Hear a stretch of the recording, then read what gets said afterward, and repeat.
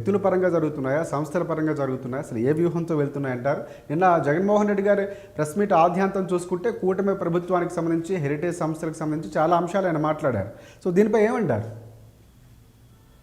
అంటే రాజకీయాల్లో ఎవరైనా సరే రాజకీయంగా అవకాశం ఉన్న ప్రతిదాన్ని రాజకీయంగా ఉపయోగించుకుంటారు. దాన్ని మనమే తప్పు పట్టాల్సిన అవసరం లేదు. అది వైసీపీ పార్టీ అయినా టీడీపీ పార్టీ అయినా ఏది అవకాశం ఉంటే దాన్ని అలా వాడుకుంటారు.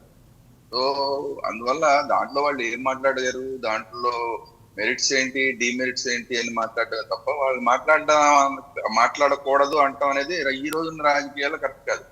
అంటే అంటే అంటే అప్పటి రాజకీయాల్లో అంటే కొన్ని విలువలు ఉండే, ఇప్పుడు అవి దాటి అంటే భగవంతుడు సున్నితమైన అంశాలు కూడా తీసుకురావటం. అదే ఒకప్పుడు నైతిక విలువలు వాటన్నిటికీ ప్రాధాన్యత ఉండేది, ఇప్పుడు అంత ప్రాధాన్యత కనిపించట్లా. సో అందువల్ల అయితే దేవుడి విషయంలో మాట్లాడక్కర్లేదా అంటే మాట్లాడితే ఒక తప్పు, మాట్లాడకపోతే ఒక తప్పు. ఇప్పుడు మాట్లాడకపోతే కనుక అసలు దేవుడికి జరుగుతున్న అపచారం, లేదంటే అక్కడ తిరుమలలో జరుగుతున్న అపచారం, వీటన్నిటిని కూడా భక్తుల దృష్టికి రాకుండా చేయడం అది కూడా తప్పవుతుంది. ఒకవేళ దాన్ని తీసుకొచ్చిన దాని మీద దాన్ని నిరూపణ చేయలేకపోతే అది కూడా తప్పవుతుంది. ఈ రెండు కూడా తప్పులే కదా, రెండిట్లో ఏది జరిగినా కూడా తప్పే అవుతుంది. అలా సరే, నిన్న జగన్మోహన్ రెడ్డి గారు మాట్లాడారంటే ఆయన హెరిటేజ్ గురించి మాట్లాడారు, లేదంటే ఇంకొక దాని గురించి హిందాపూర్ గురించి మాట్లాడారు అంటే అది రాజకీయంగా వాళ్ళకి ఉపయోగపడుతుందనే అంశం అనుకుని వాళ్ళు దాని మీద లేవనెత్తుతున్నారు. మరి దీనికి అధికార పార్టీ సమాధానం చెప్పేస్తే అయిపోతుంది కదా. అసెంబ్లీలో ఎందుకు సమాధానం చెప్పట్లేదు? అసెంబ్లీలోకి అడి తిరిగి వైసీపీ వాళ్ళు రావట్లేదు, మండలిలో అన్న సమాధానం చెప్పాలి కదా. అసెంబ్లీలోకి రండి తేల్చుకుందాం అని చెప్పి టీడీపీ వాళ్ళు మాట్లాడతారు. అట్లాంటప్పుడు సరే, ఇప్పుడు అక్కడికి ఎలాగ రావట్లేదు, ఇక్కడికి మండలిలో వచ్చారు కదా, మండలిలో వచ్చినప్పుడు సమాధానం చెప్పాలి కదా. వాళ్ళు వచ్చి అడిగితే మేము సమాధానం చెప్తాం అసెంబ్లీలో అని చెప్పేవాళ్ళు, ఆ మండలిలో మాత్రం సమాధానం చెప్పరా? ఇదేంటిది? అందువల్ల ఏ పార్టీకి క్లారిటీ లేదు మనం ఎలా వ్యవహరించాలి, మన ప్రజలు గమనిస్తున్నారు అన్న విషయం ఏ పార్టీకి సోయి లేకుండా పోతుంది. అందువల్ల ఏంటంటే ఇప్పుడు జగన్మోహన్ రెడ్డి గారు మాట్లాడేది ఇప్పుడు హైలైట్ అవుతుంది కదా. వీళ్ళు మా సమాధానం చెప్పకపోతే ఏమవుతుంది? అసెంబ్లీ ఇప్పుడు మండలిలో సమాధానం చెప్పారనుకోండి, వైసీపీ వాళ్ళు చెప్పింది తప్పనమాట. సో ఇది క్లారిటీ అనేది ఒకటి క్లారిటీ ప్రజలకు వస్తుంది. మీరు మండలిలో మాట్లాడకపోతే ఏమవుతుంది? ఊరికే బయట అనిత గారు ప్రెస్ మీట్ పెట్టి, ఇంకోటి ప్రెస్ మీట్ పెట్టి, ఈ ప్రెస్ మీట్లతోటి ఎవరు పట్టించుకుంటారు? అధికారికంగా మీరు చెప్పాలంటే అధికారికంగా మండలిలో చెప్పాలి. కానీ ఒకటి శ్రీరామ్ గారు, అంటే అయితే టీడీపీ వర్షన్ చూసుకుంటే అదే ఏదైతే జగన్మోహన్ రెడ్డి గారు ఉన్నారో ఆయన అసెంబ్లీకి వచ్చి అసెంబ్లీలో అడిగితే సమాధానం చెప్తూనే ఉన్నారు, మీరు ఉండకుండా వెళ్ళిపోతున్నారని చెప్తున్నారు. మళ్ళీ జగన్మోహన్ రెడ్డి గారు కూడా బయటకు వచ్చి ప్రెస్ మీట్లు పెడుతున్నారు. సో ఇక్కడ ఆయన కూడా అసెంబ్లీలో ఉండి మాట్లాడితే బాగుండేదని టీడీపీ వర్షన్. అదే నేను అంటున్నా, ఇద్దరికి క్లారిటీ లేదనేది అనేది.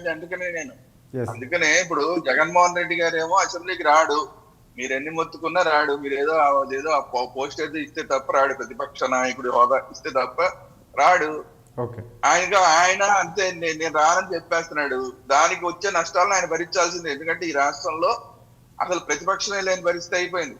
ఏదో 11 మంది ఉన్నారని పేరుకే తప్ప రాష్ట్ర ప్రజలకు సంబంధించిన ఏ ఒక్క అంశాన్ని అసెంబ్లీలో మాట్లాడడానికి ప్రతిపక్ష నాయకుడు సిద్ధంగా లేడు, మిగతా 10 మంది ఎమ్మెల్యేలు సిద్ధంగా లేరు. ఆ రకంగా ఈ రోజునే ఆంధ్రప్రదేశ్ రాష్ట్రంలో ప్రతిపక్షం ఉన్నా లేనట్టే అనే పరిస్థితి ఏర్పడిపోయింది. ఇప్పుడు ప్రజల పరిస్థితి ఏంటి? సరే, ఈ ప్రతిపక్షం ఉన్నా అంటే లేనట్టే, అలాగే లేనట్టే, వీళ్ళకి అధికారం ఇస్తేనే అసెంబ్లీకి వస్తారు తప్ప లేకపోతే రారు అనేది క్లారిటీ వచ్చేసింది. అందువల్ల ఇప్పుడు నెక్స్ట్ ఎలక్షన్ కి ఏమవుతుంది? అసలు ఈ జగన్మోహన్ రెడ్డి గారికి కానీ వైసీపీకి కానీ అధికారం ఇవ్వాలా? అధికారం ఇస్తే ఇవ్వాలి, లేదంటే కనుక అసలు ఈ ప్రతిపక్షం అనేది లేకుండా చేసేయాలి, వేరే ప్రతిపక్షాన్ని ఎన్నుకోవాలి ఈ రాష్ట్రంలో ప్రజలు. ఎందుకంటే వైసీపీ పార్టీకి 1 ఇచ్చినా 10 ఇచ్చినా 50 ఇచ్చినా ఉపయోగం లేదు, 85 పైన ఇవ్వాల్సిందే.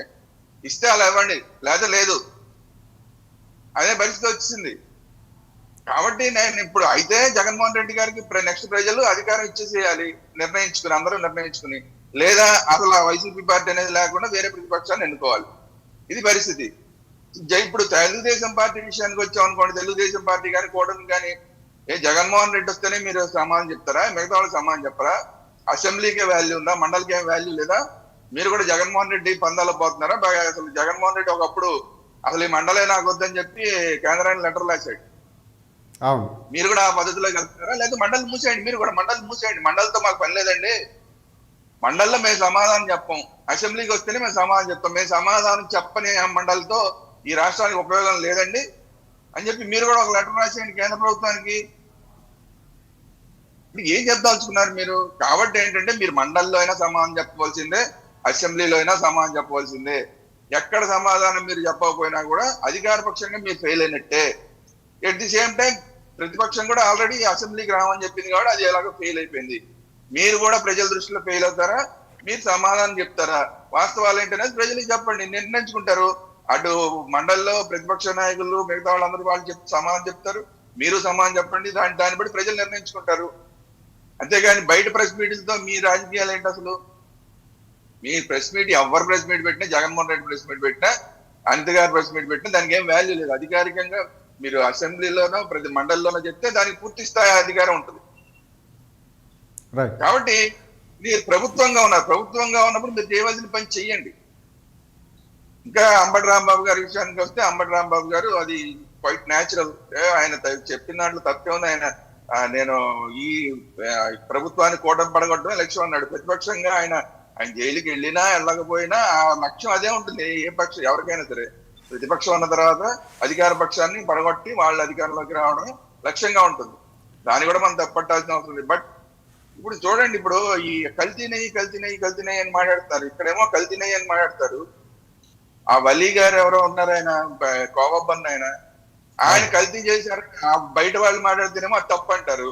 ఇక్కడ టీడీపీ వాళ్ళు ఏమంటారు, అసలు తక్కువ రేటుకి ఇక్కడ వస్తుంది అంటారు, పాల రేటు పెరిగింది అంటారు.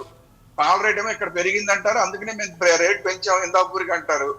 అక్కడ మాత్రం మరి పాల రేటు పెంచి అంత ఉంటే కనుక ఇంత తక్కువకి ఎలాగ వస్తున్నాయి అని అక్కడ వాళ్ళు ప్రజలు వలీ గారిని అడిగితే, కోవబ్బన్న వలీ గారిని అడిగితే అది మాత్రం తప్పు అంటారు. అంటే తెలుగుదేశం చేస్తే రైట్, బయట వాళ్ళు ఎవరన్నా చేస్తే ప్రజలు సామాన్య ప్రజలు బయట వాళ్ళని అడిగితే తప్పు. ఏంటి ఒకటి ఎవరు చేసినా అంటే మీరు అన్నట్లు ఇక్కడ ఒకటి అక్కడ ధోరణి ఇక్కడ ధోరణి ఏ పార్టీ చేసినా అది తప్పు. ఎందుకంటే అందులోని ఇది కల్తీ నెయ్యి మాత్రమే కాదు, ఈ కల్తీ నెయ్యి వ్యవహారం వెనక టీటీడీ లాంటి ఒక సంస్థ ఉంది. అంటే టీటీడీ లాంటిది అది మీకు మనకు సంబంధించింది కాదు. చాలామంది